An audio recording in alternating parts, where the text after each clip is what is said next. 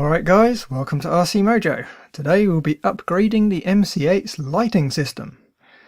Right, one of the neat things with the CrossRC kits is they come with a neat little light controller with indicators, brakes, reverse and headlights.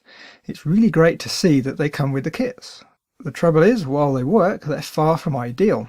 The trigger points for the brakes and reverse lights are so far from neutral, the truck can be crawling with the brake lights on. Or you could be moving backwards without the reversing lights. The controller is also only a single mode. The only option you have while running is to turn the headlights on and off. We of course have the RCMojo truck light controller.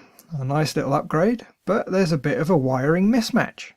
The CrossRC has an individual LED connected to a pair of pins on the controller, where the Mojo controller has 8 channels with 1 or more LEDs connected to each. I could pull out all that stock LEDs and wiring and start from scratch, but that would be a bit of a fiddle. So here we have a little widget to adapt the Mojo standard to the CrossRC standard. It's got the 2x14 pin header down one side, and a 2x4 for the extra functions of the Mojo controller, and a 2x8 socket that connects the two boards together. Couldn't be much simpler. You might be thinking with the adapter on the end, this is quite a large rig, and well, you'd be right. Here's a prototype revision for the controller. Exactly the same spec, so nothing new, just a smaller power supply and buffer, but over 10mm taken off the width of the board. Needs a bit of testing and a minor revision to make it a bit easier to populate. Now, for this install I'm going to change out the current 3-channel receiver for a 6-channel. I'm using a FlySky GT3 with modified firmware, using the extra features so we can have channel 1 for the steering servo, channel 2 for the ESC. The connection runs from the receiver to the Mojo controller and then off to the speed control. Channel 3 is set up to change the mode in ink deck mode. Channel 4 is set up as a 3-position switch to control the indicators.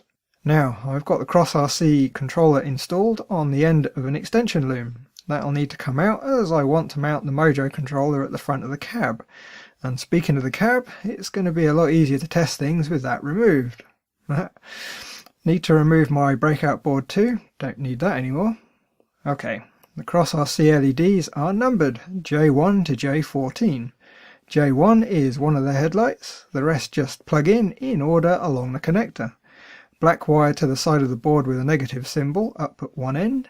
I'm only going to connect the rear LEDs right now, just to make sure it's all working.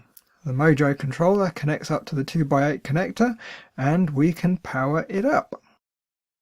Well, the status lights are doing their thing. Let's have a look at the LEDs at the back. The tail and reverse lights are looking good. I've got the indicators set up on these top buttons, and they work too. Perfect. Can pop the cab back on now and hook up all the rest of the LEDs. There's quite a few connectors down there. I think rat's nest is the usual description. Anyway, let's see the front LEDs. We now have side lights, which are the headlights at partial brightness, then full brightness, right indicators, and the left indicators, which you can't see. There we go. A much nicer setup, I think, but then I'm slightly biased, of course. I think we'll wrap up with another little widget. This little guy is a Larson scanner. Think kit in Knight Rider. This board also needs a minor revision. It has a bit of an issue when there's a high power digital servo in the system. Easy fix though. Not sure how I'm going to supply it yet. Here's a quick and dirty test board. Just fitted with some blue LEDs, cathodes on the top pads and anodes on the bottom. The board has a resistor, so you don't need to do lots of soldering to get it going. The connection to the system is just power and ground, so you can plug it into any fixed brightness channel on the Mojo controller. On the CrossRC adapter, it has to connect to one of the aux channels, nice and simple. If you don't have a Mojo controller and you want to use the scanning LEDs, you could just plug it directly into an empty channel on your receiver. It would run as long as the radio is powered. Right, if I select aux 1, off it goes. Hard to see with my studio lights. That's better. I've got blue LEDs here, but they could equally be red, green, or I suppose infrared if you really want it. Not sure why you'd want IR though, but it's an option. Not sure I'm going to mount it though. Behind the windows? Maybe.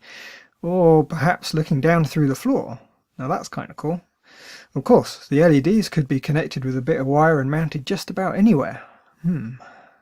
I think I'll leave it there for this week. The inside of the cab is still a right mess, but I'll tidy that up a bit off camera. Yeah, it'll take a little bit of planning to make it all nice and tidy. Anyway, thanks for watching, hope you enjoyed. If you did, you know what I'm about to say. Please hit the like button, and if you're not already, why not subscribe? Bye guys!